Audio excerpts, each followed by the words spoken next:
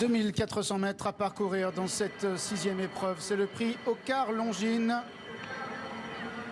Farrell en jaune a pris un bon départ, comme est bien parti Al Malouf à son extérieur, comme est bien parti également Solezili, le numéro 8 qui vient à la corde. On retrouve ensuite en quatrième position le numéro 5 Nocturnal Fox, alors que le numéro 4 Master of Reality, casaque verte, vient à la corde. On retrouve également le numéro 7 Hush Writer qui est dans la deuxième partie du peloton, venant également avec le numéro 2 Aspetar qui est invaincu en deux sorties.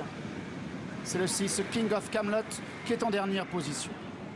Farrell, tête et corde. À son extérieur, le numéro 8 Solezeli, avec en troisième position à la corde le numéro 1 Al Malouf. En quatrième position, le 5 Nocturnal Fox. Devant le numéro 2 Aspetar avec la casaque bleue à étoile. Suivi par le numéro 4 Master of Reality. Devant le 7 Hush Writer qui est toujours en position d'attente. Le 6 King of Camelot est toujours en dernière position. Farrell, le numéro 3, le lauréat du prix Noailles qui a toujours le meilleur devant Solezili qui vient à son extérieur en troisième place à la corde. Le numéro 1 c'est Al Malouf avec en quatrième place le numéro 5 Nocturnal Fox. On retrouve à son intérieur le 4 Master of Reality devant le 2 Aspetar suivi par Hush Writer et par le 6 King of Camelot.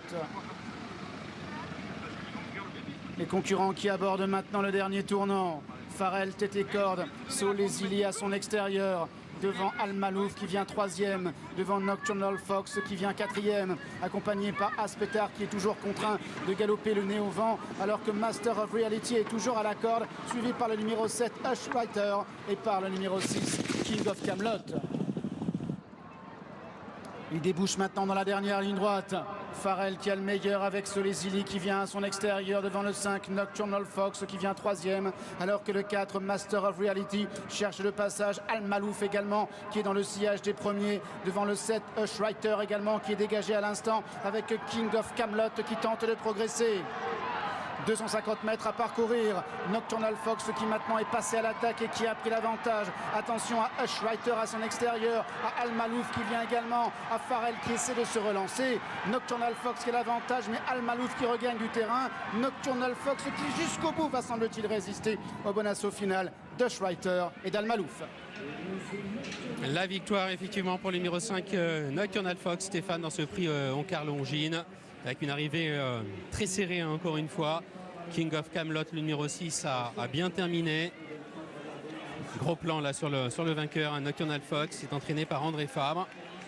Un poulain qui venait d'ouvrir son palmarès sur les promptes de Maison Lafitte, après avoir été battu assez nettement d'ailleurs lors de ses deux premières sorties.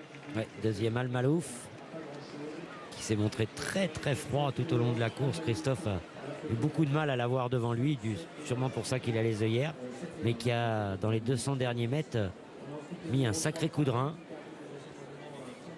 Farrell a craqué pour finir. La distance s'est révélée un petit peu longue. Et puis,